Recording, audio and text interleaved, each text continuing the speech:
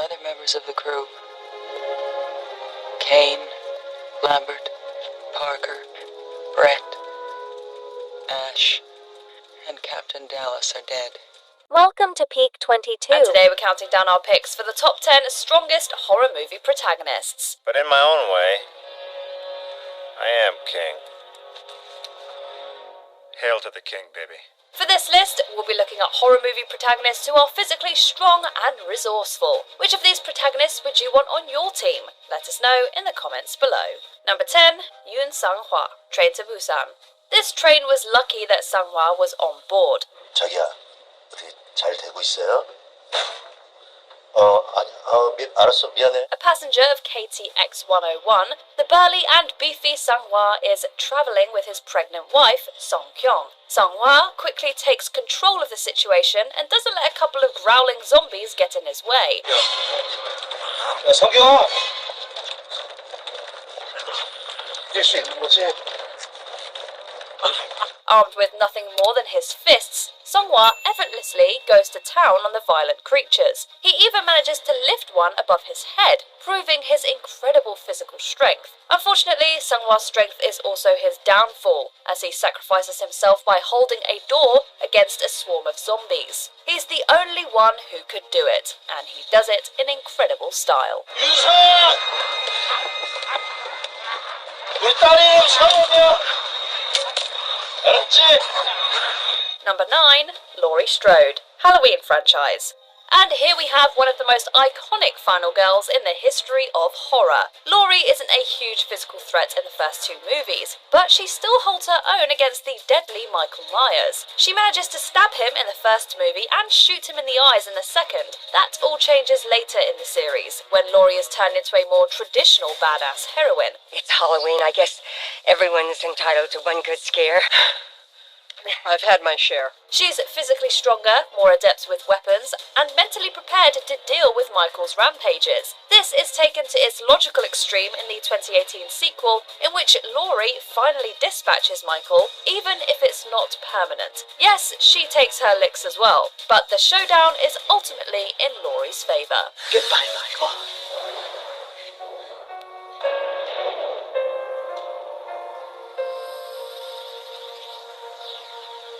Number 8, Scott Ward, Army of the Dead. Dave Bautista is basically a walking mountain. In his own words, Bautista is approximately 6'4" and 265 pounds, so any character he plays is bound to be a macho tough guy, at least physically. Mr. Ward. Yes. You're Lachanaka, right? You want to see me? He plays Scott Ward in Army of the Dead, a mercenary who's hired to recover $200 million from a zombie-ravaged Las Vegas. There's $200 million in the basement vault beneath the strip. $200 million the insurance company already reimbursed me for. Untaxable, untraceable. Naturally, zombies are nothing for Scott. At one point, he even manages to dispatch an entire swarm of alphas using nothing more than a pistol and a knife. He's also recruited as the leader of the operation, no doubt owing to his experience and incredible size. When it comes to killing zombies, this man knows how to get it done. Scott, you want to tell me what's up with the kid, man? I mean, look at him. No offense, but he doesn't exactly look like zombie killing material, does he? Number 7, Abraham Lincoln. Abraham Lincoln, Vampire Hunter. With a title like that, you know exactly what you're getting. Whatever history remembers of me, if it remembers anything at all, it shall only be a fraction of the truth. The movie is based on the 2010 novel by Seth Graham Smith, which reimagines Abraham Lincoln as a slayer of vampires. One could easily imagine Lincoln as a vampire killer and certified tough guy. He was famously tall, spent time in the Illinois militia, and had a history of getting physical. Here he is a young and strapping lad who can yield a ton of damage with his trusty axe. And that you let her die.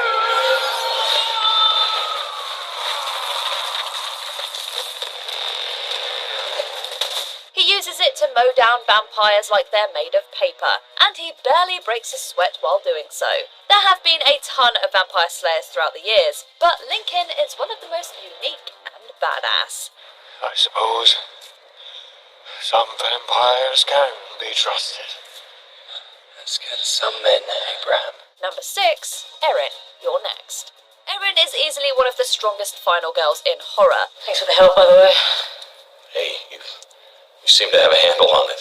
She's just another college girl who's expecting a good time at her boyfriend's family vacation home. Unfortunately, this good time is interrupted by masked assailants who violently invade the house. Luckily, Erin is a trained survivalist and is therefore equipped to lead the group to safety. She single-handedly takes control, making sure that the others are safe while also giving the invaders a taste of their own medicine. What happened? One of them came in and attacked us. Stabbed him and he ran away.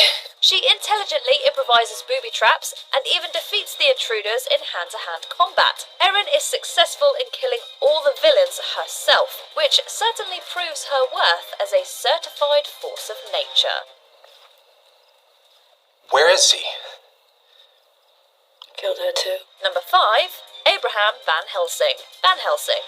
This is a classic character from literature, serving as the personal rival of Dracula. He's the first one to kill a vampire in over 100 years.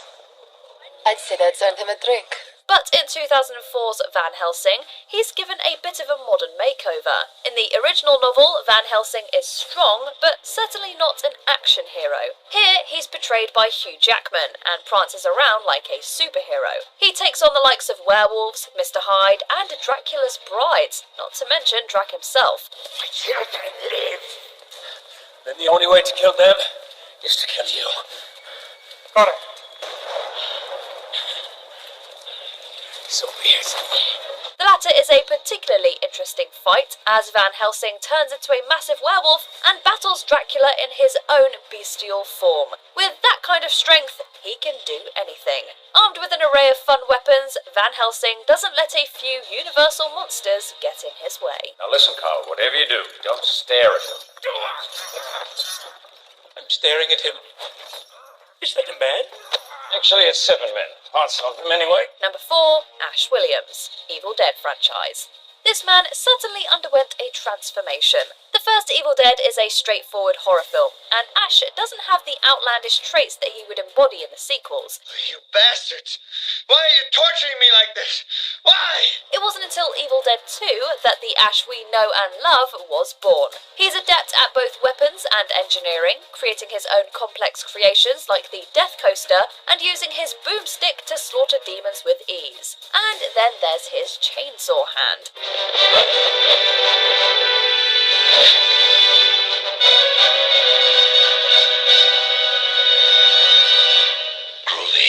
A fantastic combination of physical strength and ingenuity, Ash's chainsaw hand is arguably one of the most iconic weapons in movie history. You don't want to mess with a man with a chainsaw for a hand. Let's go.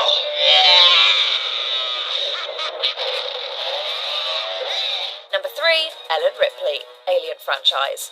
Similar to Ash, Ellen Ripley undergoes a terrific transformation throughout the Alien franchise. In the first movie, she strikes a perfect balance between action heroine and everyday character. We could die in 24 hours. Open the hatch. Listen to me. If we break quarantine, we could all die. Would you open the goddamn hatch? We have to get him inside. She's clearly scared and generally helpless, but she's also fiercely smart. She also has great leadership abilities, and she's the one who ultimately banishes the alien back to space. This is Ripley, last survivor of the Nostromo. Signing off. Ripley is turned into a full-blown action heroine for aliens. Becoming a protective mama bear, she unleashes hell on the alien queen by burning her nest and smacking her senseless with an exosuit.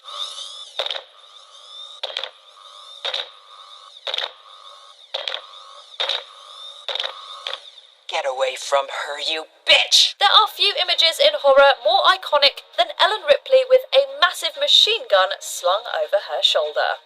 Number 2, Richard B. Riddick, Pitch Black. Sometimes you're forced to work with the bad guys, especially if they're the only ones who can help you survive. All you people are so scared of me. Most days I take that as a compliment. But it ain't me you gotta worry about now. Vin Diesel plays the classic anti-hero Riddick, a notorious criminal who's being transported aboard a spaceship. However, the spaceship crashes on a planet populated by dangerous monsters, and Riddick is the only one who can help. What is it now? Like I said, it ain't me you gotta worry about. With his surgically altered eyes that allow him to see in the dark, Riddick leads the survivors to safety. He's built like a tank, and he holds his own against bloodthirsty creatures and fellow protagonists alike. If we had to pick someone to save us on a monster-riddled planet, we'd have to pick Riddick as well. Paris P. Ogilvy. Antiquities dealer. Entrepreneur. It should be Riddick. Escaped convict. Murderer. Before we continue, be sure to subscribe to our channel and ring the bell to get notified about our latest videos. You have the option to be notified for occasional videos or all of them. If you're on your phone, make sure you go into your settings and switch on notifications. Number 1, Alice, Resident Evil franchise. There's defeating monsters, and then there's whatever Alice does. Just don't do anything crazy, alright? Nothing as crazy as what you have in mind. Alice is the main protagonist of the movie series, and she's battled and killed countless monstrosities throughout the years. Whether it's fighting the Nemesis in hand-to-hand combat, killing lickers with her motorcycle, or using her superhuman powers, Alice is nigh unstoppable. You won't have to wait that long, boys. 'Cause I'm coming for you. And, I'm gonna be bringing a few of my friends. She's wickedly creative in how she fights, and she remains virtually undefeated in combat throughout the entire franchise. Both grotesque monsters and normal zombies fall like flies at her feet. She's a certified one-woman army, and there's simply no comparing her when it comes to strength and combat prowess. They felt secure in their high-tech fortress. But they were wrong. Did you enjoy this video? Check out these other clips from Peak 22. And be sure to subscribe and ring the bell to be notified about our latest videos.